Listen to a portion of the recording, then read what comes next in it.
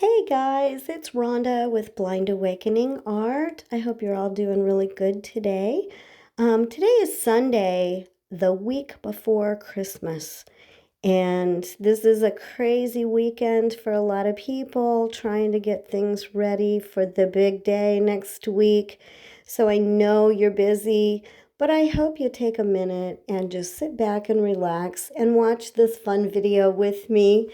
So today, what I'm going to do is a marbled pearl painting.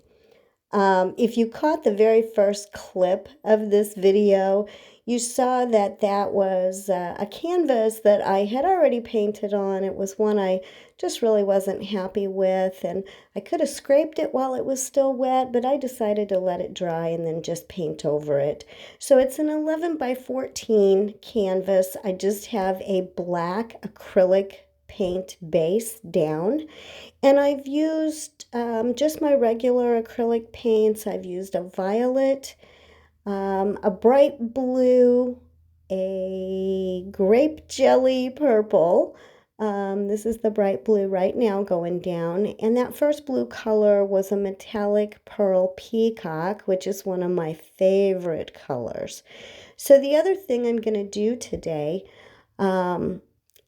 let's see, I've also got a pearl white in there, I think. It has kind of a blue undertone to it. But we're going to use Amsterdam pearl paints today.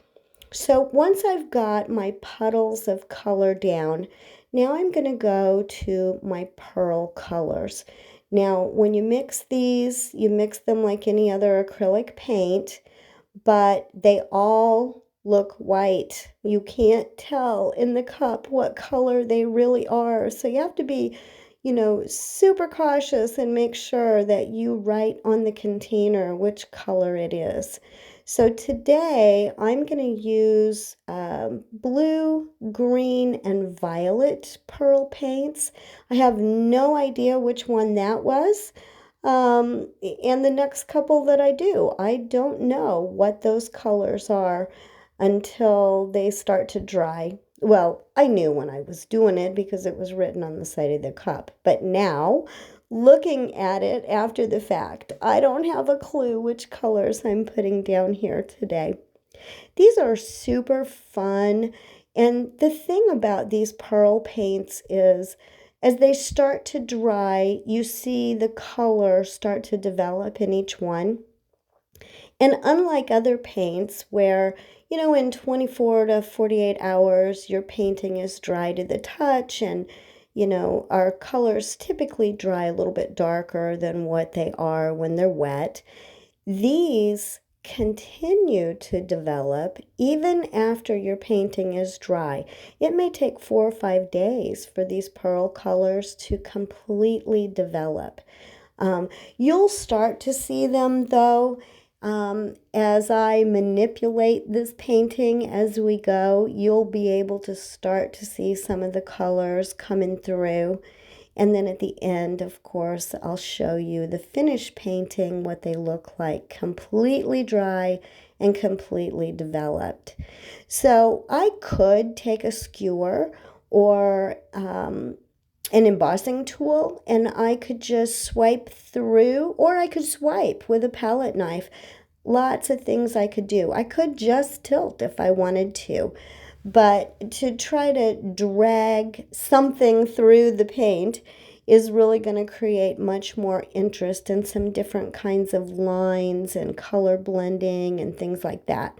So I've got all my colors down. I've got all my pearl paints down now. So the last thing that I'm going to do before we start to manipulate is I'm going to take my heat gun that you see me using right now and just try to pop any air bubbles that may have developed in the paint. Most people use a chef's torch. But if this is the first time you've seen me, just so you know, I'm a blind artist. Blind girls should not play with fire, so I don't use a torch. I use a heat gun, and that by itself is pretty dangerous. But Needless to say, I have burned myself a few times and stuck the tip of my heat gun right down into my paint. I don't have depth perception. Now, what I've got in this squeeze tube is just white paint. And I'm just going to drizzle this all over the painting. And the reason for doing that is I'm just going to create some contrast by doing that between the colors. So just going to give it a good drizzle. There we go. Now, here's how I'm going to manipulate this. I'm going to use a marble. You know, just the kind of marble that many of us played with as kids, or maybe our kids played with. Just a marble, just an average size. I think that's a cat eye marble is what we used to call those. So I'm just going to set this right here, kind of in this corner. Now this can be tricky, you guys, because you have to be slow and a little bit cautious with this, because that sucker can just get to rolling and it'll be off your canvas before you know it. So for me in particular, this is hard, but I can see contrast and I can see movement. So as this marble is rolling through and I'm tilting it, trying to create different patterns, different designs, there are certain places where I can't really see the marble if there's not enough contrast once it gets kind of covered in the paint. But what I'm doing is I'm just trying to roll it through some of these large blobs of paint just to kind of break them up, create some interest, some unique lines and patterns in the painting.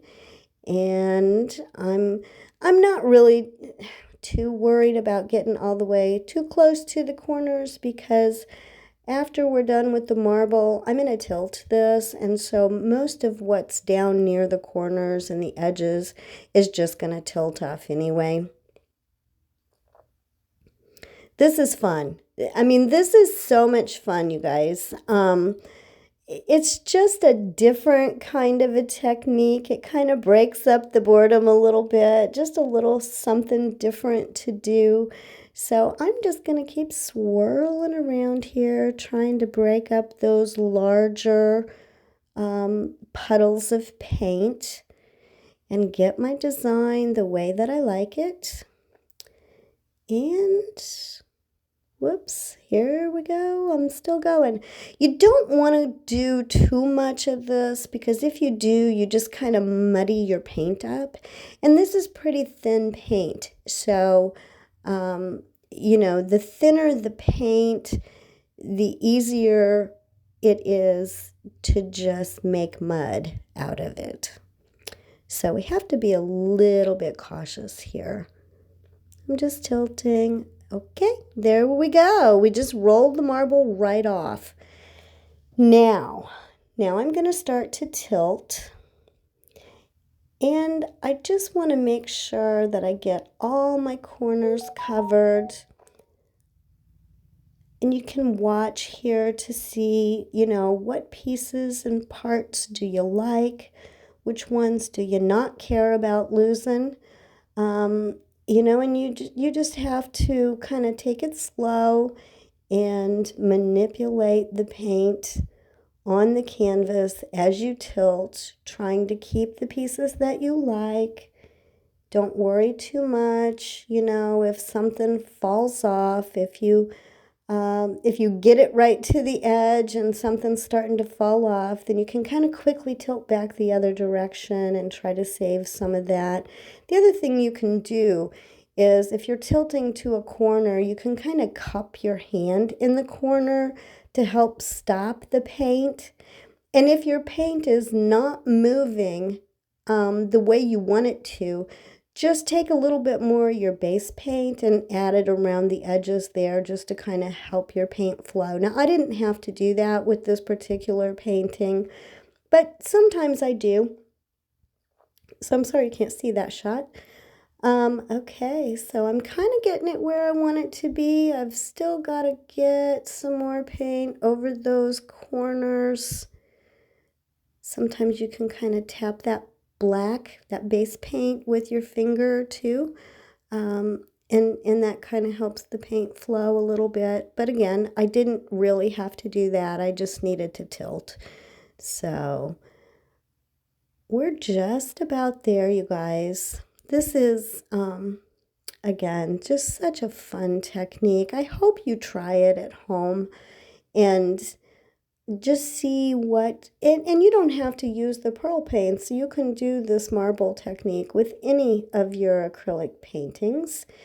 And you can kind of start to see where some of those pearl paints are starting to develop up here in the top left. I think I used a yellow pearl paint in there too. I see something that looks kind of yellow, but I can see some of the blue and some of the purple, some of the green all starting to develop in there.